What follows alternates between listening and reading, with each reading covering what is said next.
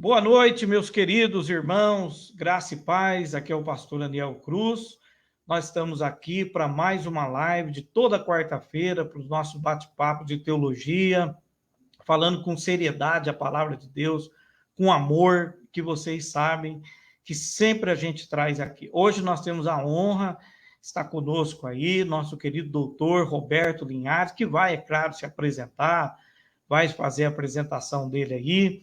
E nós temos um assunto hoje que é, claro, não poderia ser diferente, é sobre a guerra, mas nós vamos falar um pouquinho não só dessa questão histórica, né? Já está entrando o pessoal ao vivo aí, o pessoal vai compartilhando aí, vai mandando para os amigos aí, o pessoal que está entrando ao vivo, tá? Porque vai ser uma bênção. E nós vamos falar um pouquinho da escatologia, né? Todo mundo está perguntando isso. E agora, anticristo vai aparecer, não vai? E essas coisas. Doutor Roberto, se apresente aí enquanto eu vou me ajeitando aqui.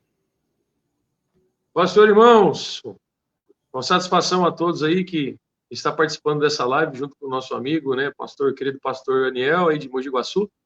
Eu sou presbítero da Igreja Pentecostal Missão e Fé aqui em Pouso Alegre, no estado de Minas Gerais, né?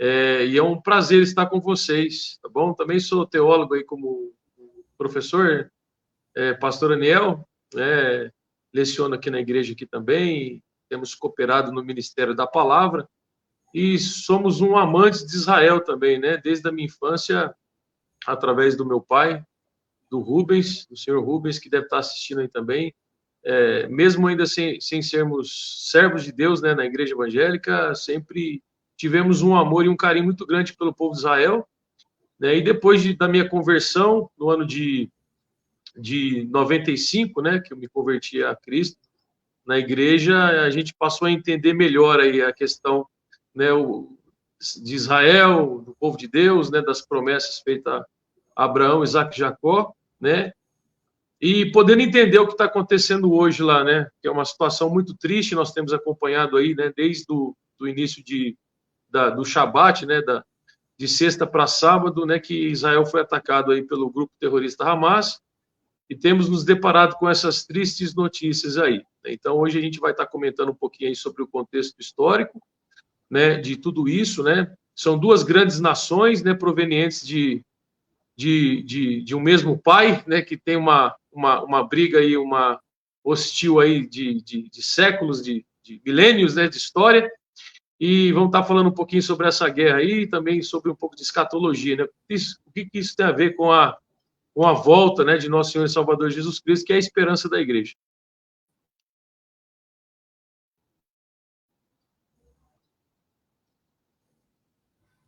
Isso mesmo, né? Esse vai ser o nosso bate-papo hoje. Como funciona aqui o nosso programa? Você participa, diga seu nome, sua igreja e a cidade onde você está falando, como já dizia saudoso Davi de Miranda, né? Diga seu nome, sua igreja e a cidade de onde você está falando. É muito importante, tá? Se você tiver medo de ser excluído da sua igreja, você pode mandar inbox escondido aqui, que eu com o pastor vamos ler o seu comentário, sem revelar de que igreja você é. Infelizmente, nós vivemos isso também, né? Pastor, nós estamos num momento triste, né? Do Estado de Israel. Nós vamos colocar um vídeo aqui de introdução curtinho, revelando um pouquinho o que está acontecendo lá agora. Depois nós vamos voltar aqui para o nosso bate-papo, ok?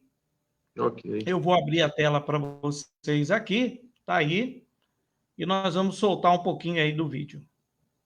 A Clarissa Ward, ela esteve no local onde aconteceu um festival de música. Acontecia esse festival quando houve o ataque do grupo Hamas, ataque aéreo e também homens armados que invadiram o festival. Há, nesse momento, informações das autoridades israelenses de que nas proximidades desse local, inclusive na estrada que levava a esse ponto exato onde acontecia essa rave, 260 corpos foram encontrados. Vamos acompanhar a reportagem, informação, imagem exclusiva da CNN Internacional. What happened just off this quiet border road was a massacre. O que aconteceu? Remain, while the fate of many Os corpos dos autores ainda permanecem aqui, enquanto o destino de muitas vítimas é desconhecido. Os organizadores do Festival de Música Supernova dizem que milhares de jovens se reuniram para celebrar o fim das férias. Pouco depois das 6 da manhã, os militantes do Hamas lançaram um ataque sangrento.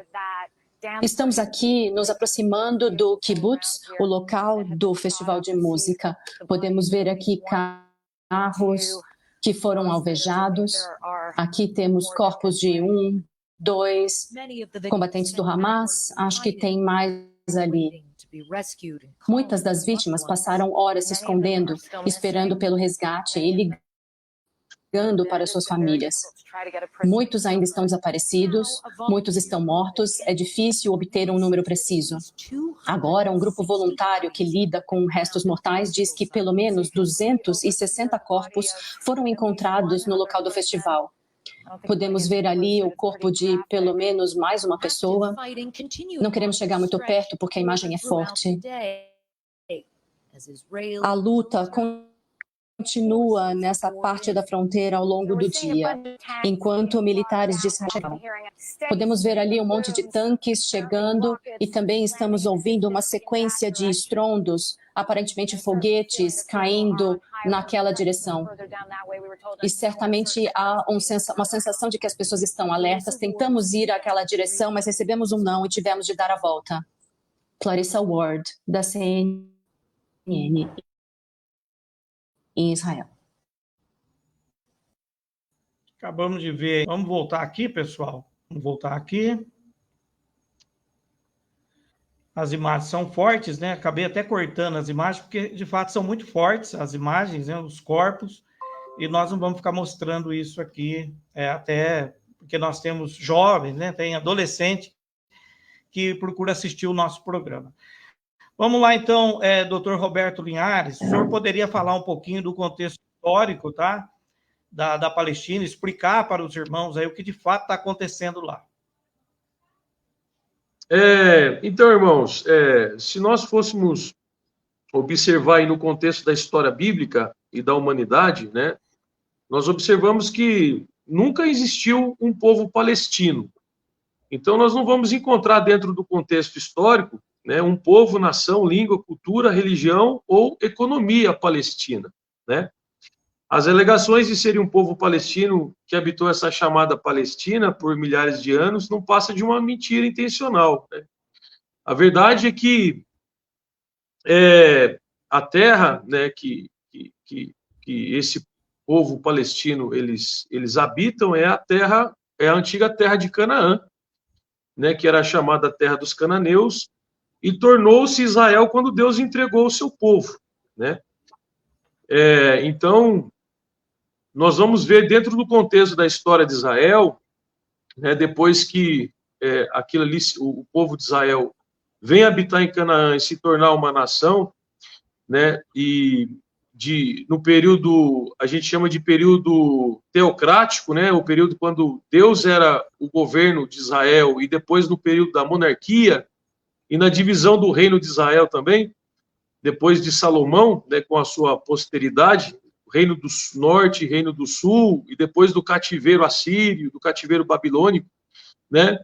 E então, assim, é uma história complicada que não dá para a gente detalhar para vocês, né? Mas na diáspora, principalmente depois da grande diáspora, no período romano, depois da queda do Templo de Jerusalém, né, que já profeticamente, os profetas já disseram, né, que Israel ia ser disperso pelo mundo, né? Nós temos uma profecia bíblica aqui, né, da diáspora, né, várias profecias que mostram, né, a correção de Deus ao povo de Israel pela desobediência e idolatria, que esse povo, né, seria disperso da sua terra e que eles seriam espalhados pelas nações do mundo, né? Mas Isaías 31 vai dizer que um dia, né, Deus traria Israel novamente para possuir a terra de Canaã, né, como tinha prometido para Abraão, Isaque e Jacó, Isso aconteceu em 1948, com a dependência de Israel, em 14 de maio.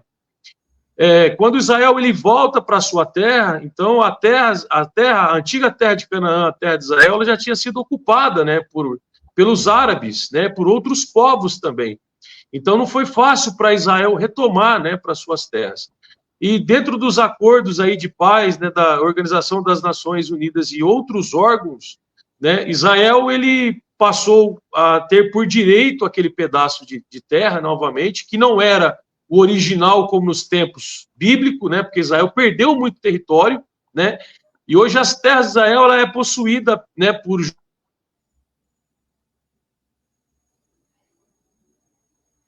Acabou saindo aí o doutor Roberto Linhares, acabou caindo, ele estava explicando aí sobre a terra em Israel, não é? Então, aquela terra, como ele estava explicando aí muito bem, pessoal, das diásporas, né? O povo de Deus, quando saiu da terra, vale lembrar que sempre o povo judeu, um remanescente, ficou lá, né? Sempre ficou um remanescente de Israel. Então, essa terra é a mesma terra para onde Abraão foi, aonde Deus prometeu a Abraão, é a mesma terra onde, pós 40 anos, eles entraram, né? Acabaram entrando, e é a mesma terra que eles acabaram recebendo como promessa de Deus. E essa terra, depois, acabou acontecendo várias guerras que nós vamos mostrar para vocês ao longo da história, tá? Eu vou pegar e separar para você. Você pode ir comentando aí, viu? O pessoal que está entrando aí, pode ir comentando aí sobre essa guerra, está relacionado à vinda de Jesus, se não está, o pessoal pode ir comentando. Eu estou recebendo aqui já várias perguntas aqui, tá bom? Falando sobre a vinda de Jesus, se vai acontecer agora a aparição do anticristo no meio dessa guerra, se não vai, se vai ter um falso acordo de paz, e nós vamos tratar um pouquinho sobre isso, tá? Eu, por exemplo, vocês sabem que a minha linha de escatologia, eu não sou pré-tribulacionista, tá? Não sou pré. Tô mais para o pós, tá? Tô mais para o pós, mas não sou pré. Eu entendo que a igreja verá a manifestação do anticristo, tá? Eu entendo através de 2 Tessalonicenses, capítulo 2, em diante. Eu entendo que a igreja verá a manifestação do anticristo. Dentro de Mateus 24, da relação dos sinais que aconteceriam sobre a vinda de Jesus, Jesus acaba trazendo vários sinais ali, importantes para a igreja, e uma das coisas que ele traz dentro de Mateus 24 é exatamente olhar para Israel, olhar para a figueira. Ele estaria falando do Estado de Israel. Então, Israel, pessoal, saiu daquela terra por diversas vezes. Vamos falar do cativeiro babilônico, ok? Israel saiu pelo cativeiro babilônico. O doutor Roberto está voltando aqui a live, está voltando, né? Caiu um pouquinho. Nós continuamos aqui a live, o doutor, o senhor acabou caindo aí, mas nós seguimos aí no raciocínio que o senhor estava fazendo. Eu estou falando com o pessoal aqui, né? Das vezes que eles saíram da terra, saíram pelo cativeiro babilônico, mas ficou um povo lá. No cativeiro assírio, a Assíria não fez o que fez a Babilônia, que é levar o povo para lá, né? A Síria acabou misturando, na verdade, muitas raças ali. Sim, nós vamos ver depois a questão dos samaritanos, né? Isso. Depois nós vamos ter o Império Persa, nós vamos ter o Império Grego, o Império Romano, né? E o Império Romano é da onde ficou a última tribo, né? A tribo de Judá, conhecida por tribo mesmo, por isso que o nome judeu foi dado para eles na época, porque acabou restando só a tribo de Judá mesmo. As outras tribos já tinham sido praticamente dizimadas, e ali o Império Romano dominando a Judéia, mas os judeus estavam lá.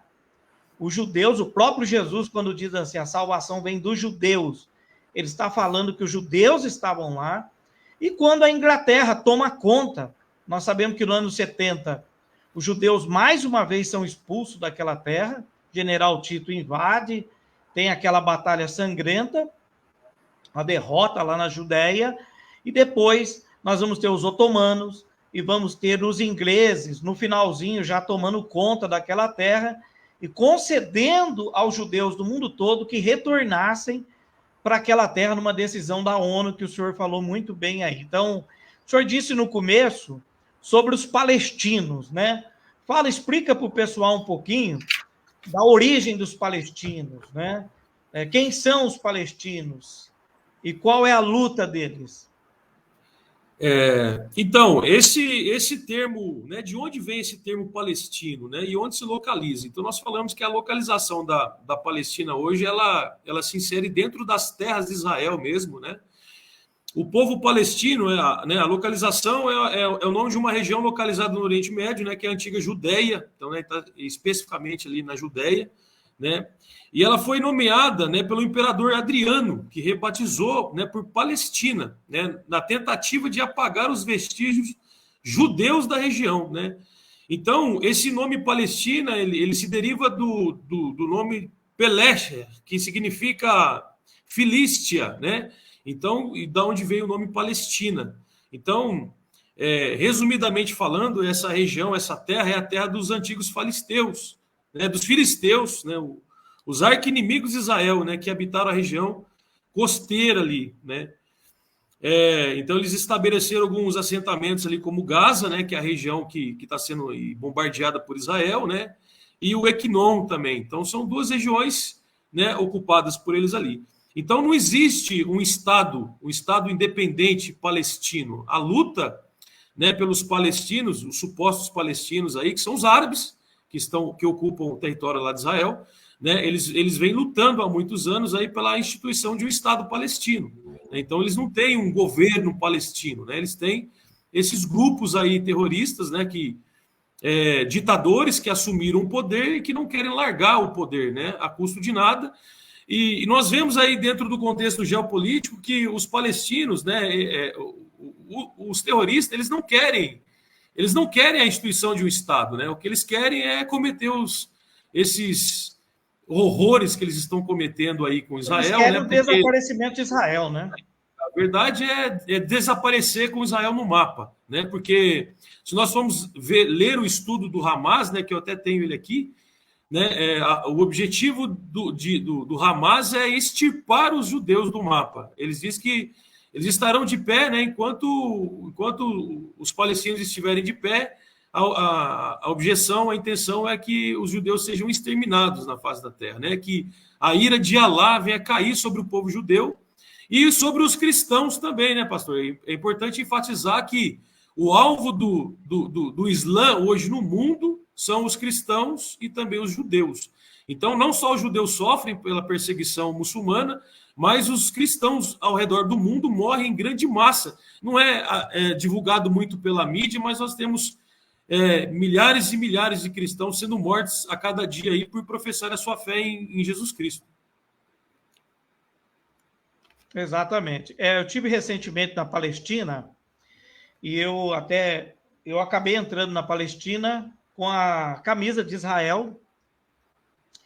E para que vocês tenham uma ideia, eu fui obrigado a tirar a camisa na rua. Eles fecharam o cerco em volta de mim, chamaram polícia até na Palestina, e eles começaram a me perguntar por que eu estava afrontando os palestinos. E eu disse, não estou afrontando, sou um brasileiro que amo Israel e amo os palestinos. Eu estou aqui como um turista e não estou afrontando.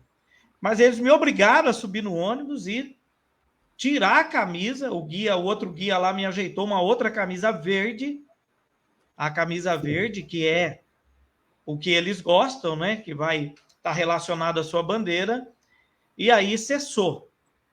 Mas ali você percebe, quando a gente anda em Belém, inclusive a gente entrou num lado da Cisjordânia, em outro lado da Palestina, onde eu vi bandeira do Lula, né? Acredite, eu vi bandeira estendida do Lula, ao lado de Yasser Arafat, que foi líder da OLP assassina, que visou a destruição do Estado de Israel e a instituição da Palestina, né? O pessoal se esquece de Yasser Arafat também. Então, os palestinos que estão lá, meu querido doutor, os palestinos que estão lá, nós somos muito bem recebidos pelos palestinos, carinho, é um amor muito grande. Eles são usados como massa de manobra por grupos terroristas que prometem para eles um Estado palestino de uma vida melhor. É isso que eles mentem para eles. Que se tiver o Estado palestino, aí eles vão ficar tão ricos como é Israel. Só que é uma mentira. Por quê? O próprio Hamas, que entrou democraticamente, entre aspas, né? Tirando o antigo FAB, entrou o Hamas, e o Hamas colocou para fora as milícias e tomou conta daquela faixa.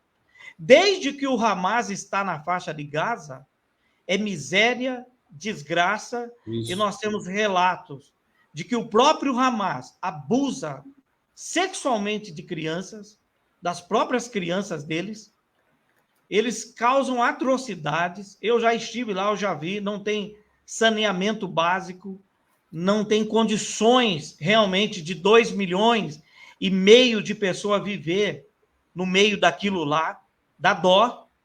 E eles dizem que Israel é o culpado disso. A miséria deles, a culpa é de Israel.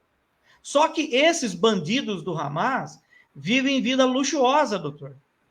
Vivem vida luxuosa. Eles vivem numa vida esplendorosa.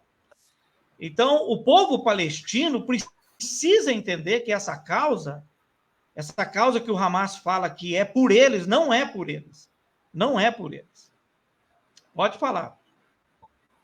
Entendi. Então, toda essa contextualização aí, né, da bondade do Hamas, né, que a mídia universal, né, acaba colocando eles como uns coitadinhos, né?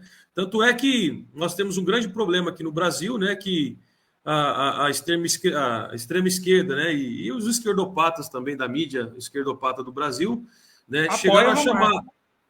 Chamaram a invasão, né, de janeiro, né, de 8 de janeiro do Brasil aqui, dos prédios das repartições públicas de Brasília de terrorismo, e quando se trata do Hamas, eles são considerados como combatentes do Hamas.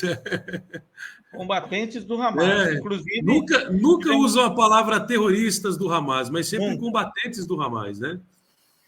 Então, Hamas parabenizou o presidente aqui, né? Exato. Então, assim, é uma hipocrisia, uma demagogia muito grande, né? A gente já conhece o partido de esquerda, né? O Partido Socialista Comunista, né? Que acaba sendo grandes aliados dos grandes grupos terroristas aí do mundo, né? Coligados aí a esses sistemas de governo. E a gente vê até atualmente que o apoio, né? O apoio que o Hamas ele recebe da China, ele recebe, né? Da do Rússia, Irã, né? Do Irã. Os países comunistas que estão afligindo os cristãos, os missionários, os pastores missionários do mundo, né? Que estão. Então a gente vê que nós estamos vivendo aí um período escatológico. Nós não podemos, com absolutismo, determinar, né, que nós estamos aí já prestes ao fim do mundo, né? Mas nós estamos dentro dessa guerra de Israel agora. Nós estamos vivendo um período histórico, escatologicamente falando. Porque todos os geopolíticos, todos os judeus, rabinos, historiadores, escatologistas, entendem que Israel nunca sofreu um massacre desse porte ao longo da história. Então, depois do 11 de setembro, que foi acho que o primeiro atentado terrorista da história, de forma covarde, Israel agora está vivendo esse 11 de setembro, né, pela crueldade de como o povo judeu está sendo atacado, né? Então, assim, a mídia está escondendo muita coisa, né? Não está sendo transparecido, mas nós que estamos ligados aí nos canais de conteúdo de qualidade, né? De transparência, a gente está vendo que a coisa lá em Israel está feia, muito feia. Está feia. Até que não vou pedir desculpa, não, para os meus irmãos amilenistas em escatologia, porque vocês estão errados quando vocês falam que os eventos são cíclicos do Apocalipse e que não tem nada a ver com o futuro, né? Dá para ver que não é cíclico, porque as coisas que estão acontecendo nunca aconteceram na história da humanidade. Então, não é cíclico. Não é cíclico. Israel nunca foi atacado desse jeito. Claramente, as coisas que estão acontecendo estão se encaixando com as profecias bíblicas, tanto sinais Ah, mas é o homem que mexeu com a natureza. Mas a Bíblia já falava disso. Ou seja, Jesus já revelou para João isso lá atrás. Sinais no céu, sinais na terra, sinais na natureza, guerras. E Israel agora, porque falando um pouquinho de escatologia, os dispensacionalistas, né, os dispensacionalistas acreditam, os pré-tribulacionistas e MID também acreditam nisso, que o anticristo aparecerá para fazer um acordo de paz em meio a uma guerra, e esse acordo de paz envolveria a planada do templo, né, a esplanada do templo, lá, que é onde está a mesquita de El-Aqsa, onde está o Monte Moriá, onde está o Muro das Lamentações, e cederia aos palestinos o Estado palestino e daria para os judeus para fazer o novo templo. Porque o único local que dá para fazer o templo lá hoje é exatamente aonde está o local mais sagrado dos muçulmanos. Ou seja, teria que ser um líder político muito hábil, influenciador e poderoso para chegar num acordo desse. Não é, doutor? Sim. Pastor, é interessante que, né, a gente acompanha muito Israel, né, a gente ouve muita notícia dos rabinos, né, dos grandes ortodoxos de Israel. Mas essa semana eu cheguei a ouvir, né, a gente não está aqui para fazer nenhuma alegação, né, absoluta, mas eu ouvi um rabino falando que fica aí uma pulga atrás da orelha aí para a igreja também, né, e para os dispensacionalistas pré-tribulacionistas aí. O rabino falando que o Mashiach, ele já está em Israel, né? Ele já, esse rabino, ele disse, olha, ele mesmo, o Mashiach, essa pessoa, o Mashiach, ele reconhece que ele é o Messias. Ele já esteve em Israel, né? Alguns ortodoxos já sentaram com ele, já conversaram com ele. Então a gente vê assim, né, que o que está faltando é a manifestação dele. E quem sabe não agora, né? Dentro desse contexto. Porque as profecias bíblicas devem se cumprir, né? A Bíblia diz que haverá a reconstrução do terceiro templo. Quem nos garante que agora Israel não tome a faixa de Gaza de uma vez por todas, ali como território judeu, e futuramente não haja algumas negociações de devolução, negociando aonde está a mesquita e o antigo templo para que ele seja reconstruído em cima, né? Quem garante que isso não pode acontecer? Está perto de acontecer. Mas a Bíblia diz que, né, porque a gente que observa e estuda muito a história de Israel, nós vemos que a linhagem sacerdotal ela já está definida. Os materiais do templo já estão todos prontos.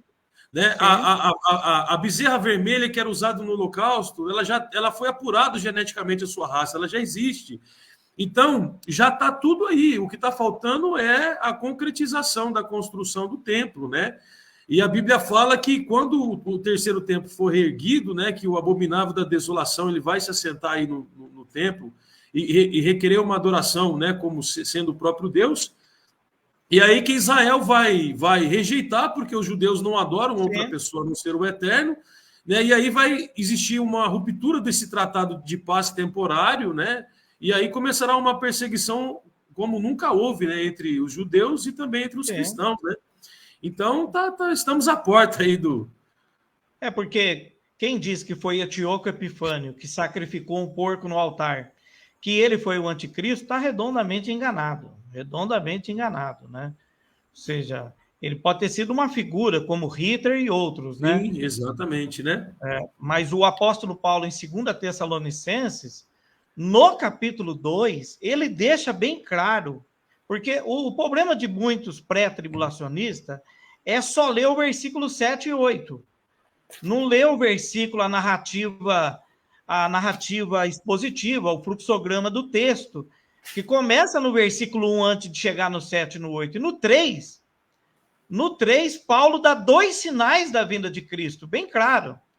Ele diz que não será assim antes que se manifeste a apostasia e o filho da perdição. O filho da perdição.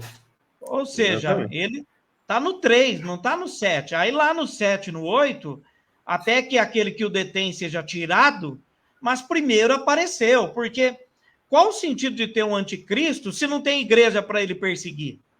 O anticristo não é antissemita. Ele é anticristo. Anticristo. Né? Ele não é antissemita. Aí alguém vai dizer, mas pastor... ele vai perseguir aqueles crentes que ficaram. Irmãos, pelo amor de Deus, se os crentes relaxados que ficaram serão resistência ao anticristo, então parou tudo. Então está tudo errado isso, porque, primeiro, para eles o Espírito Santo vai sair da terra. Então nós vamos ter crente relaxado, sem a presença do Espírito Santo, enfrentando o anticristo. Ou seja, é algo que vai contra a Bíblia completamente. Então... Dá uma oportunidade, né? O pré-tribulacionismo, ele dá uma oportunidade de uma repescagem aí, né? Repescagem de salvação. Uma repescagem. Ou seja, duas igrejas, e abre um precedente também para uma segunda ressurreição, uma terceira ressurreição, porque a Bíblia fala de duas, fala de uma ressurreição, que é a ressurreição dos justos, né? Os que dormem ressuscitarão primeiro, e depois os que estiverem vivos serão arrebatados, né? O que está falando, e depois uma segunda ressurreição, que será a ressurreição dos ímpios para a condenação eterna. Mas se o pré-tribulacionismo estiver correto, aonde que se encaixa os que serão salvos na grande tribulação? Seria uma terceira ressurreição. Terceira ressurreição. E a Bíblia não fala dessa terceira ressurreição, né? Além de que o pessoal aí respira fundo, porque aqui no nosso programa vocês sabem que a gente fala a verdade. Não existe arrebatamento secreto na Bíblia, gente. Para com isso. Esses filmes hollywoodianos aí, que andaram assistindo, Deixados para Trás e outros filmes, não tem nada de secreto. Não tem nada. Mas ele vai vir como ladrão na noite, pastor. Tudo bem, o momento e a hora ninguém sabe, mas que vão ver a manifestação do Filho do Homem, verão. Né? Fica bem claro, Atos capítulo 1, versículo 11, deixa bem claro isso, e outros textos que nós temos também, profeticamente em Zacarias, e outros textos, ou seja, esse negócio de secreto, a gente um dia vai falar sobre isso, de onde nasceu essa ideia de secreto, né? Então, vai ser o próximo aí, pastor? Vamos falar o próximo aí, né? Da onde que saiu esse negócio de secreto? E aí, eu quero dizer aos irmãos, e eu estou falando faz tempo isso, hoje o pessoal não está nem comentando, não está nem mandando perguntas, só estão assistindo, que a igreja, se a gente olhar para a história da igreja, a igreja sempre sofreu perseguição e honrou o nome de Cristo sendo testemunha. Então, eu entendo que a igreja agora, diante desses eventos, os verdadeiros cristãos, eles estão prontos. Aqueles que amam a palavra, que amam a Cristo, estão prontos a padecer pelo nome de Cristo. Por quê? Se o desenrolar histórico, não é, doutor? Aconteceu o que o senhor acabou de falar aí. Se Israel tomar Gaza, seria algo histórico. Teria que ter intervenção políticas aí. Sim. Se o anticristo já está lá dentro, ou o falso Messias já está lá, então tem alguma coisa já acontecendo que nós desconhecemos, né? O Paulo Júnior, que é calvinista, o Paulo Júnior veio a público e disse que nós estamos na abertura do segundo selo. Paulo Júnior. Para vocês verem como é complexa a escatologia. Que nós estamos na abertura do segundo selo. Já tem muitos teólogos, amigos meus de escatologia, refazendo escatologia. Porque nós estamos vendo o cumprimento diante dos nossos olhos, não é, doutor? Sim. Tem um versículo aqui que às vezes a gente lê e passa desapercebido em relação à segunda vinda de Cristo, né? Depois a gente vai falar até um pouquinho sobre as correntes de interpretação, né? Eu acho que isso entender é interessante, né? Existem várias correntes de interpretação que não difere, né, a igreja, os irmãos uns dos outros. Eu acho que isso, a forma da interpretação da volta, né? As vertentes, elas não são heréticas, é uma forma de entendimento. A heresia seria negar a volta de Cristo. Então, uma igreja que nega a volta do Senhor Jesus Cristo é uma igreja herética. Mas tanto o pré, o mid e o pós-tribulacionista, eles acreditam na volta de Cristo, que é uma doutrina fundamental do cristianismo. Sim. Porém, com vertentes de interpretação diferente, né? Que diverge. Então, Para os irmãos ficar tranquilo, nossa, mas eu sou pré, eu virei pós, eu sou mid, e você vai influenciar na minha salvação, vou me perder? Não, né? Nada. Isso não difere na sua... Não influencia em nada, né? Mas nós temos que estar preparados aí para os piores dias, né? Mateus 24 aí, que acho que é o tema central aí, né? Do pós-tribulacionista, né? No versículo 30, no versículo 29, 30 e 31, que fala dos sinais da segunda vinda, né? E que aqui dá o fundamento que é a vinda de Cristo, ela não é secreta, a volta do Senhor, mas sim visível. Diz assim: e logo depois da aflição daqueles dias, o sol se escurecerá, a lua não dará sua luz, e as estrelas cairão do céu, e as potências do céu serão abaladas. Então aparecerá no céu o sinal do Filho do Homem, e todas as tribos se lamentarão e verão o Filho do Homem. Então está falando que as tribos, os reinos, verão ele. Isso aqui é uma volta visível, estrondosa, vindo sobre as nuvens do céu com poder e grande glória. E aí vem o versículo 31, que às vezes muita gente passa batido. E então, nesse momento, logo depois desse momento, ou juntamente com esse momento, ele enviará os seus anjos com rijo clamor de trombeta, os quais ajuntarão os seus escolhidos desde os quatro ventos de uma das extremidades dos céus, né? Então, mostra, né, uma vinda visível do Messias e o ajuntamento dos salvos para o reino milenar, né? Então, é um versículo... Dr. Wimalgo, que foi um grande mestre do dispensacionalismo, e queria lembrar vocês que estão assistindo aqui, que o dispensacionalismo não foi criado pelo pentecostalismo, tá? Tira esse mito, porque isso não existe, tá? O dispensacionalismo também não tem nada a ver com a teologia da substituição. Tem nada a ver. O dispensacionalismo é um método hermenêutico de interpretação literal, só isso. Então tem gente que confunde, porque eu vejo irmãos calvinistas, às vezes, zombar dos pentecostais, falar, vocês são dispensacionalistas por causa de Margaret MacDonald, por causa de John Nelson Darby. E não tem nada a ver. E gostaria de lembrar que John Nelson Darby foi presbiteriano. Nem pentecostal ele era. Ele era presbiteriano. E ele sistematizou o dispensacionalismo que já vinha antes. Por exemplo, Efraim o Sírio, no ano 200, já falava sobre isso. Ou seja, John Nelson Darby não criou nada de dispensacionalismo. Então o pessoal não estuda, fica pegando recorte de internet e zombando. Então, o dispensacionalismo é um método que interpreta 70 semanas para Israel e faz uma separação da igreja, da última semana, só isso. É daí que muitas vezes os pré-tribulacionistas confundem algumas coisas e nascem algumas alegorias e má interpretações em cima disso. Então, por exemplo, um dia nós vamos falar sobre isso, porque tem o dispensacionalismo revisado, progressivo, tem várias linhas do dispensacionalismo, então não é só uma, né? Um dia nós vamos falar sobre isso. Então, a vinda de Jesus, o Dr. Wimalgo dizia assim, Apocalipse capítulo 6, versículo 2, quem aparece ali é o anticristo. No versículo 9, já tem um monte de gente morrendo pelo nome de Cristo. Ou seja, já tem a alma das testemunhas pelo nome de Cristo, no capítulo 6 e versículo 9. Ora, os judeus se converteram no capítulo 6? Não. Quem é que está morrendo no 9? Cristãos. Cristão não é judeu que se converteu. Então, a gente tem que tomar algum cuidado, porque tudo nos leva a crer dentro Porque até o século XVIII, né, doutor? Até o século XVIII, a igreja só defendia o pós. Só o pós. Depois que vieram mid, pré e pré-ira nascendo agora também, que eu até gosto. Agora, a grande questão, talvez, pastor, a dúvida do pessoal aí, por exemplo, né? Sim, Jesus vai voltar agora?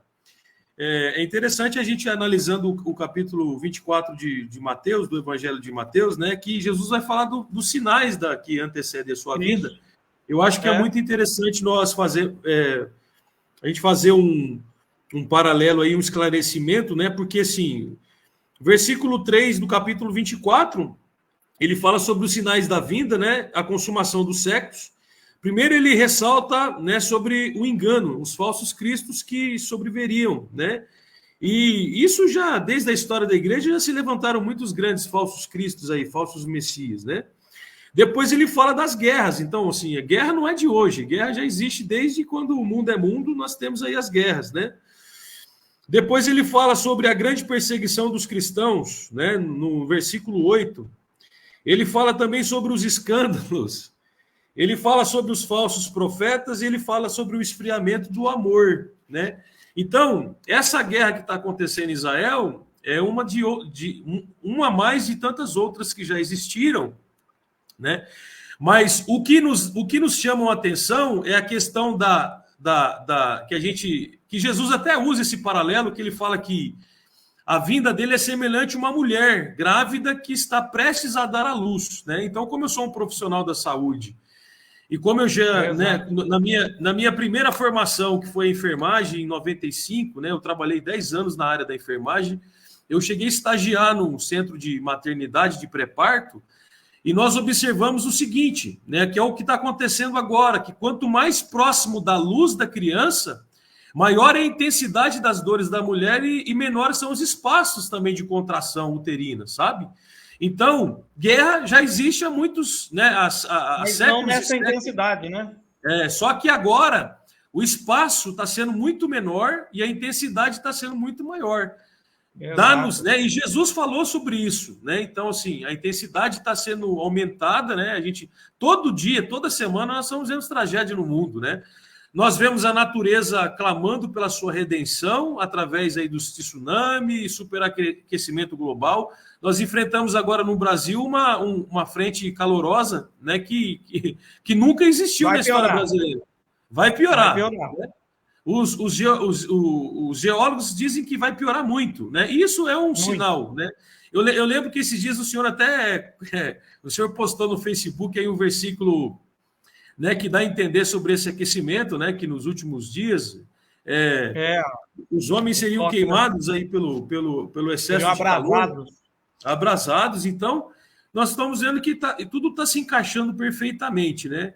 Guerra, nós temos a guerra da Ucrânia com a Rússia agora também, né, que não acabou até hoje, e agora esse grande atentado em Israel também, mostrando aí, né, uma sinalização escatológica, porque a gente sabe que tudo está caminhando para uma batalha final, né? Que a Bíblia chama da batalha do Armagedon, né? Apocalipse 14, Apocalipse capítulo 16, versículo 14 e 16 fala para a peleja do grande dia do Deus Todo-Poderoso, no lugar que em hebraico se chama Armagedon, né?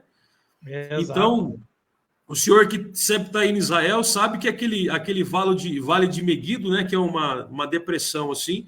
O meu pai teve lá também, ele voltou agora em agosto, ele falou, ó, parece que é o Vale de Rinom que Jesus fala, que é o Meguido, né, o Armagedon, é um lugar que Israel tenta elaborar várias festas ali, eventos, e não desenvolve. Não consegue. Parece que é um lugar amaldiçoado, um lugar reservado para esse tempo, né, para a batalha preparado para a guerra. Para a guerra. E vale lembrar também, doutor, que o senhor falou sobre isso daí, importante, nós temos dois caminhos agora. Porque o Líbano já lançou míssil lá em Israel também agora. O Líbano já foi para cima. Os países aliados dessa causa suposta palestina já estão querendo atacar Israel. Chegou hoje lá em Israel o maior navio do mundo. Destroy, poderoso, chegou lá para apoiar Israel, que veio dos Estados Unidos. Os Estados Unidos mandou. O senhor ouviu dizer também que o Gran Satã 2 lá da Rússia também, eles já estavam ativando ele também? Exato. Então, tem algo que pode acontecer se eles começarem a cercar Israel e ir para cima, podemos ter o maior conflito mundial. Aí nós podemos ter um conflito. vai ser uma guerra mundial, porque isso vai ultrapassar o que aconteceu na Rússia e na Ucrânia, porque envolve, por exemplo, a Rússia e a Ucrânia está tendo guerra faz tempo, atrocidade, tristeza, mas o olho do mundo está em Israel, o olho do mundo está lá, em Jerusalém. Todo mundo está olhando, tanto é que você vê a repercussão, Israel 24 horas, todo mundo está de olho lá. Então, se acontecer isso, nós podemos estar caminhando para as últimas profecias, e Pedro diz, né? E os elementos da terra ardendo se desfarão. Pedro começa a falar do fim do sistema do nosso mundo, ou seja, podemos estar perto do fim, meu querido doutor. Às vezes eu penso, pastor, que assim, eu tô muito preocupado porque eu estou vendo, né, os grandes aliados, outros países árabes se aliando aí à causa do Hamas, né? Porque é um povo só, né? Não tem diferença entre palestinos e árabes, é um povo só, é uma descendência só. Eu estou vendo que a coisa está ficando feia, estão existindo outros aliados aí também interessados na causa do Hamas. Eu acredito que Israel pode, né, assim, o mundo pode estar sofrendo aí um grande espanto em relação ao surgimento de uma terceira guerra mundial, mas eu profeticamente falando, escatologicamente falando, a gente sabe que ainda tem algumas outras coisas para acontecer antes da Batalha do Armagedon, que é a grande tribulação. Seria o anticristo, né?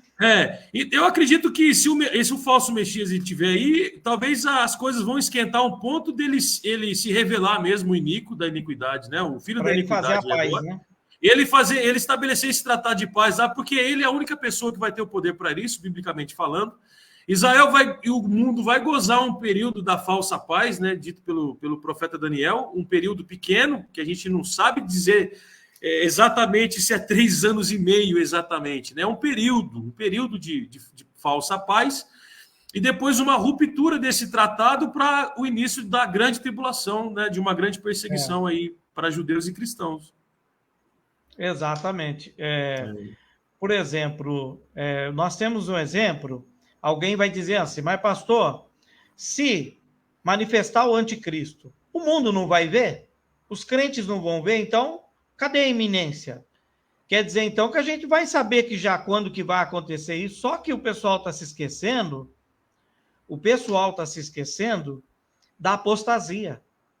Os crentes de hoje não ligam para a vinda de Jesus, estão nem aí para isso. Ou seja, o anticristo vai manifestar, ainda vai enganar, como os falsos profetas estão enganando crentaiada todo dia. E os crentes são levados, ou seja, os crentes, se o anticristo manifestar mesmo, é perigoso eles aplaudirem ele, os apostatas. É perigoso, porque a Bíblia diz que, se possível, ele vai fazer descer fogo do céu para enganar até os escolhidos. Então, exatamente. Se isso acontecer, são sinais. Jesus deixou sinais para nós. O Estado de Israel, né, 1948, não passará uma geração sem que essas coisas aconteçam, ou seja, já está dentro desse período aí. Eu não sou historicista, né? O doutor Rodrigo Silva é historicista, ele diz que tudo vai até 2030 pelos cálculos deles, né? 2030. Então falta pouco, hein, pastor? Falta pouco. Uma coisa que eu tenho aqui dentro do meu coração, eu sou um cara que eu sou da década de 80, então eu tenho 40 anos, vou fazer 41. Assim, eu não posso afirmar, né, absolutamente, mas eu tenho lá dentro de mim que a minha geração, eu sou a geração do arrebatamento. Porque eu não acredito que essa terra vai aguentar mais 40 anos, não, pastor. Não aguenta, não. Eu não acredito, também não acredito. Eu também não acredito, não. Tanto em clima, quanto... E outra, né, doutor? A humanidade se perdeu completamente. Você viu lá o Hamas cortando a cabeça de 50 crianças como se não fosse nada. Aqui no Brasil, atrocidades absurda. O povo está enlouquecido. A profecia de Paulo em 2 Timóteo, que ele fala da degradação humana, que nos últimos tempos os homens serão amantes de si mesmo, e ele fala sobre isso. Ora, os homens já não eram amantes de si mesmos na época de Paulo? Era. Já não era avarento? Era, mas Paulo está falando que nos últimos tempos isso seria de uma escala tão absurda na humanidade que ficaria claro para nós. É o que nós estamos vendo, né? É maldade. A maldade, Matando exatamente. pai matando filho, atrocidade. As Como pessoas- pastor, eu tenho olhado. É tristeza. As pessoas são frias demais, né? E Fria, Jesus falou fria. que por aumentar essa iniquidade, o amor de muitos ia se esfriar. Exatamente. Então hoje a gente vê frieza nas pessoas, pastor. A gente não Frieza, consegue frieza. identificar amor mais, sabe? Verdade. Não dá para confiar em ninguém mais, não dá para se abrir para ninguém mais. Às vezes até dentro do meio cristão não dá para confiar Sim. mais. Não é verdade? A gente Principalmente fala no- do Hamas matando em nome de Deus, Exato. mas tem muita igreja matando em nome de Deus. Exato. Tem muito ministério matando em nome de Deus. Não é só o Hamas, não. Tem muita gente aí matando em nome de Deus. Exatamente. Ou seja, Então, frieza, maldade. Exatamente. Então a gente está bem próximo do fim. Nós, como obreiros aí e santos do Senhor, né, que somos a igreja, a gente aprende e observa dentro da palavra de Deus que nós temos que reconceituarmos a nossa fé cristã, né, passarmos a levar as coisas mais a sério, né, ter mais tempo para Deus, um devocional, servir o Senhor mesmo com alegria, com fervor, com garra, e estar preparado, né? Porque às vezes eu falo para os irmãos, eu ministrei um sermão na igreja domingo, no nosso culto de missões, eu disse assim, nós brasileiros ainda nós não estamos enfrentando uma perseguição física aqui, nós temos uma perseguição ideológica, né? Porque o nosso país, o nosso Estado democrático de direito, ele está passando por algumas reformas legislativas que contradizem totalmente a fé cristã e a palavra do Eterno, né? Então nós temos a liberação das drogas, né? A ideologia de gênero, o aborto que está em pauta agora, que é a morte de muitos inocentes, a legalização da morte de inocentes. Porque a morte de inocentes a gente sabe que já existe há muitos anos, né? Existem os abortos clandestinos aqui, no Brasil e no mundo, mas agora é a legalização dessa prática abominável diante do Senhor nosso Deus.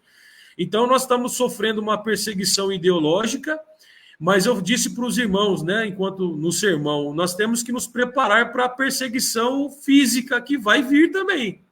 Vai vir. Vai vir. Vai vir. Eu já estou sabendo que já existe uma forte perseguição contra cristãos, né? Em empresas, na hora, em RH, já estamos sabendo disso. Se for evangélico, se for cristão...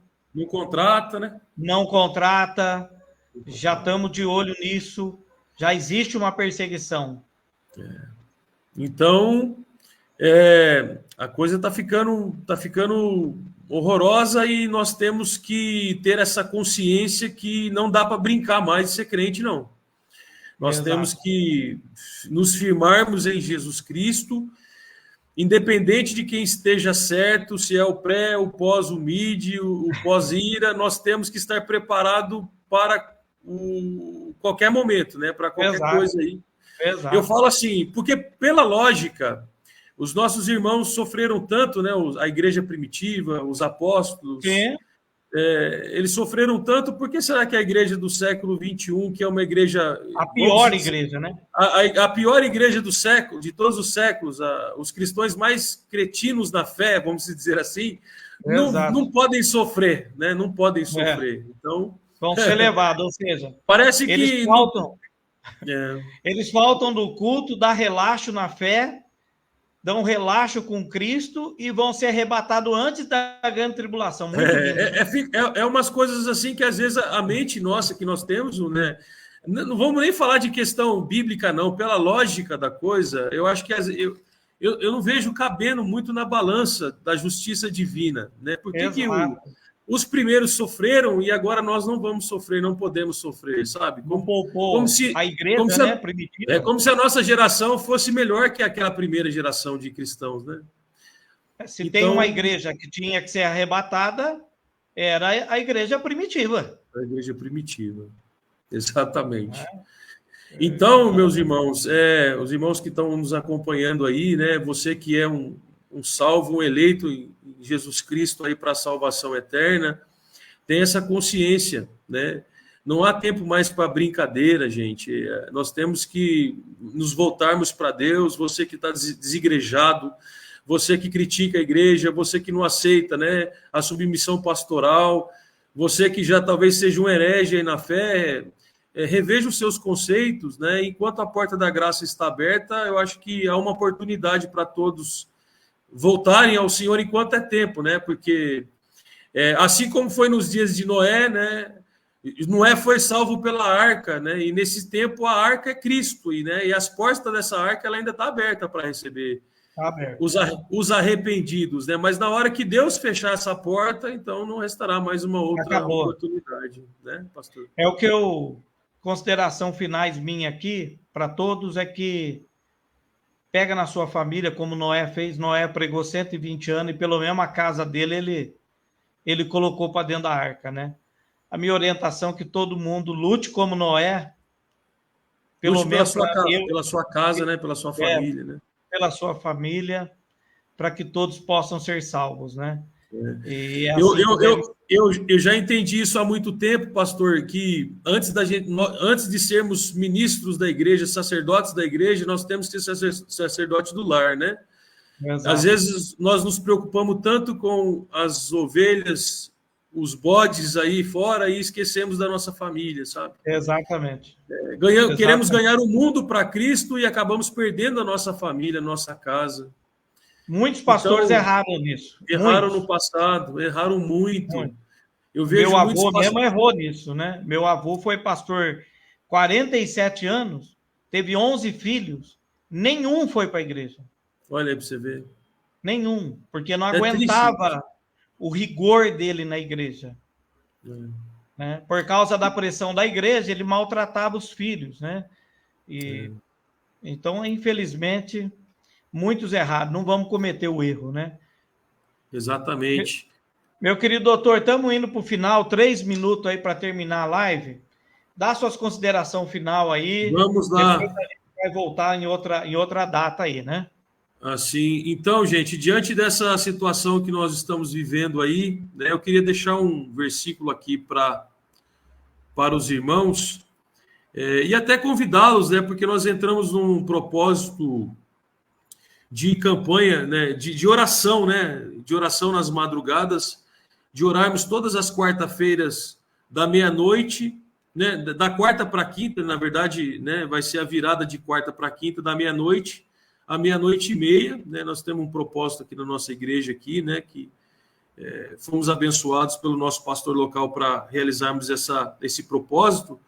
Meia hora de oração, né? Pela salvação das almas, porque a gente sabe que ainda tem muitas ovelhas desse aprisco que Deus vai chamar, né? Para conversão, e que nós precisamos de um despertamento, né? Também para realizarmos missões, evangelismo, pregar, né, exercer a missão da igreja, que é o ID do Senhor, né, e pregar o evangelho.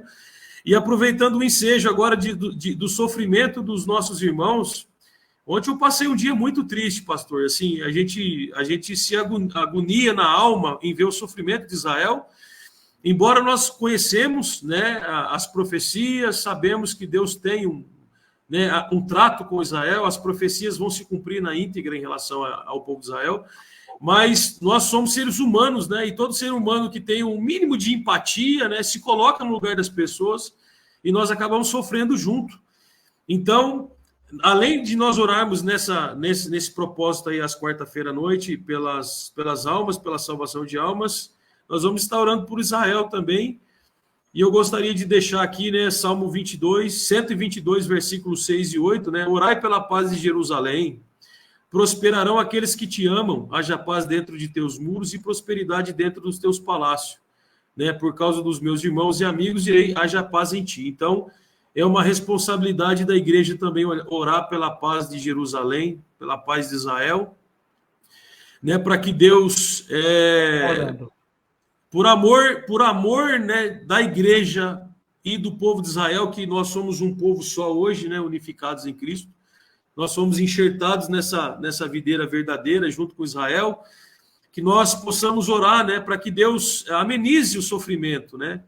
E o próprio Jesus disse que se os dias não fossem amenizados, né, por amor dos escolhidos, isso ia acontecer, porque se não fosse amenizado, nenhuma carne se salvaria, né, que é o período da grande tribulação, que nós vamos enfrentar ainda. Então, nós temos que orar para Deus ter misericórdia de nós, né, porque já existe um decreto profético para o cumprimento de tudo isso, mas eu acredito que o poder da oração da igreja, que se volte a Deus, pode amenizar um pouco o furor da ira de Deus, né, sobre o mundo, sobre os ímpios e sobre, né, o planeta, e é nossa obrigação orar uns pelos outros, né? Então a gente precisa orar.